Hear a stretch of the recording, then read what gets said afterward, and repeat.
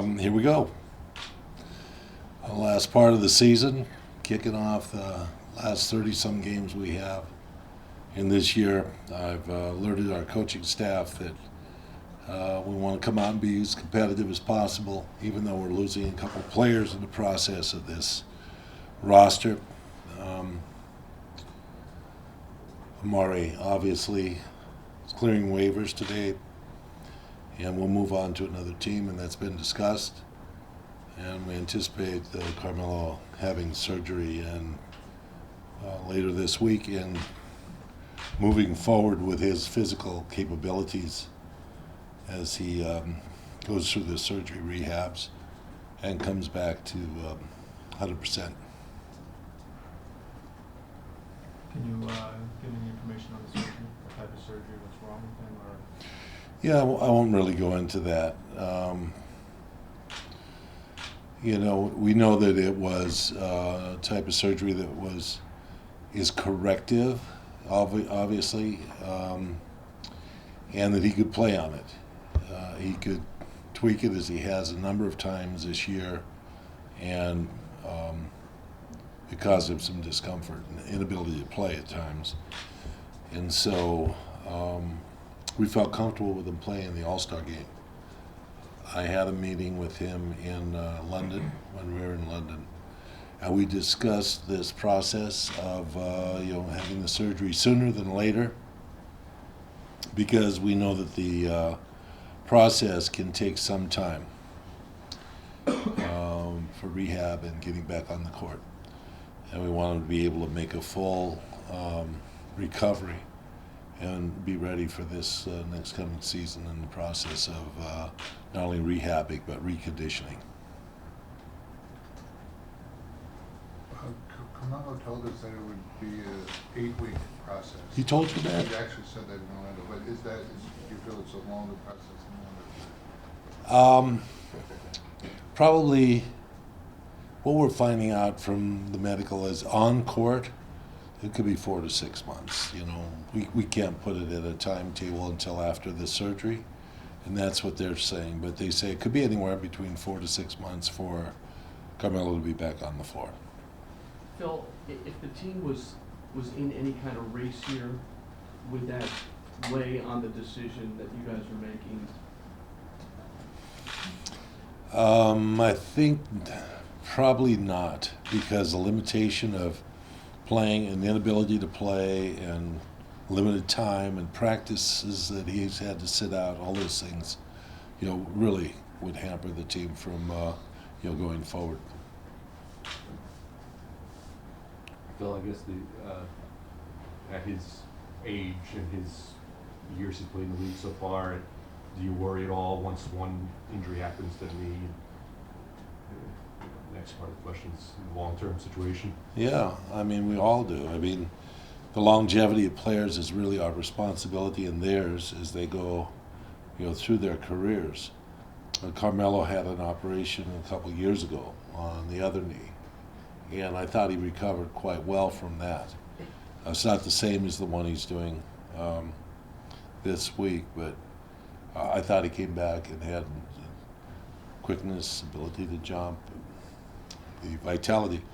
So he's 27, 28 when he did that. So, there's a difference, but we're really confident he heals well and he'll be fine. He got a lot of attention about, he came back so much lighter than he lost weight in the summer. Does anyone talk about whether that caused any of this, where he trained it one way and played it another? Oh, I think this is a long-term thing that just is a continual aggravation that was going on. It wasn't something that was sudden from summer's activity. Phil, what is your message now to the fans? Because the ball club you put out there for the rest of this season, obviously, is not a very competitive group. I would beg to differ with you. I'm not going to beg to differ with you. I would just differ with you on this. I think they're competitive. They may not be able to finish games and win them, but they're competitive. I think people enjoyed seeing how well this team competed the last, since the London trip. They came out, they worked hard, they played together.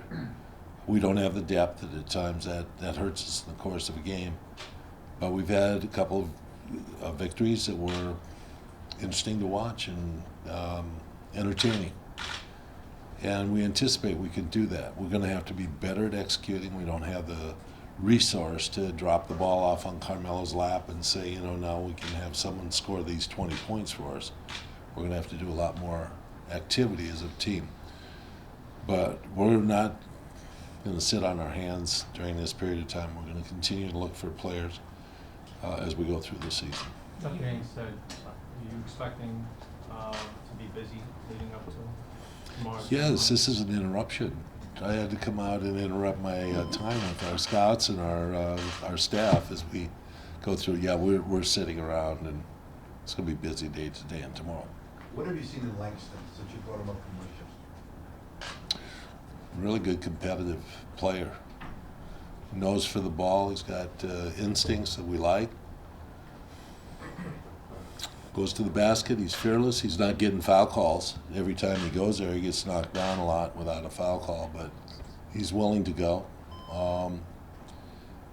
So we like that. He has a concept of what he's trying to do. He's not a natural point guard or lead guard, as we call him, but he's learned the position and he's doing a good job.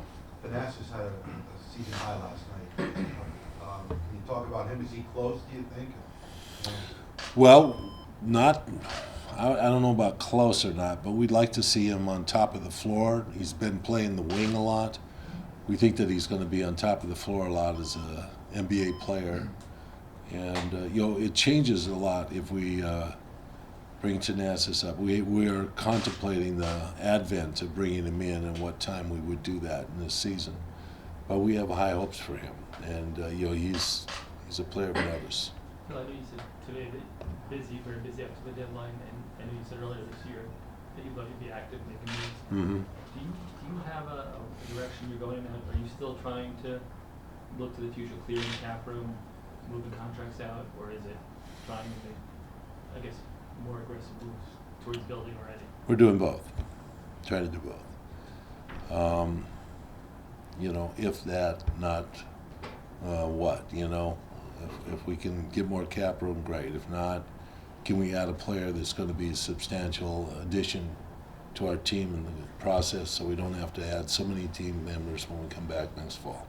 Are you serious about trying to get an impending free agent or a team is looking to trade him before he becomes free agent? Is that something that you think you're seriously involved in? We want to be in a conversation. I don't know how serious we could be about it, but we'd like to be in a conversation. So we're interested. We're staying open-minded. Are you finding yourself handcuffed at all by not having enough assets, or do you think you have enough? Yeah, surprisingly, we seem to have enough to cover what we're looking for. Yeah, I think we do. We haven't got our only big contract besides Carmelo's is Andrea's right now, and no one seemed to jump to that right away. What could happen with Andrea if he's still on the team? Would you want him to play out the season in a uniform, or is there a discussion we've had? It's debatable, Now that we've had we have a gap in scoring, this is a guy that's a natural scorer, and I think the coaching staff would like to have him on the court and be competitive with his scoring capabilities. Without Carmelo and Amari, we're going to need some scorers out there, and we'd like to give him a forum. I mean, I'm not going to hold it against him that he wasn't here for the first 40-some games. That was something that was beyond his control and perhaps beyond ours. So, we're hopeful that he'll contribute. Phil, back to Carmelo. You said 4 to 6 months. Possibly. Did you guys try to convince him to have the surgery earlier to start the clock sooner? No, we did not. This is his choice. He has to make the choice. He has to feel comfortable with it. And we didn't put a timetable out there. So with your draft pick, do you think there's a pool of college players who can come in and help right away? And do you anticipate seeing more college games yourself coming up? Yes, both to both those questions.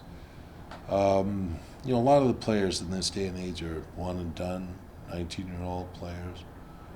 There are some players out there that have a couple more years, and it's difficult for these young players to come in and become pros. They're still amateurs for a while.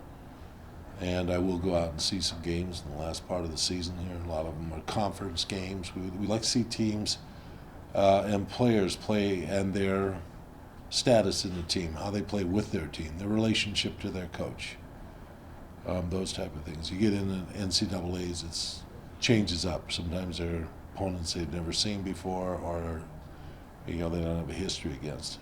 Sometimes it's in arenas that are relatively empty arenas in the NCAAs. So it changes that balance up. So I'll try to get out and look at some. Phil, with your cap space, as far as rebuilding, with your cap space and a potentially high draft day, are you happy with where the team is situated going into the summer? And also, what have you learned about trying to rebuild a franchise in today's day and age?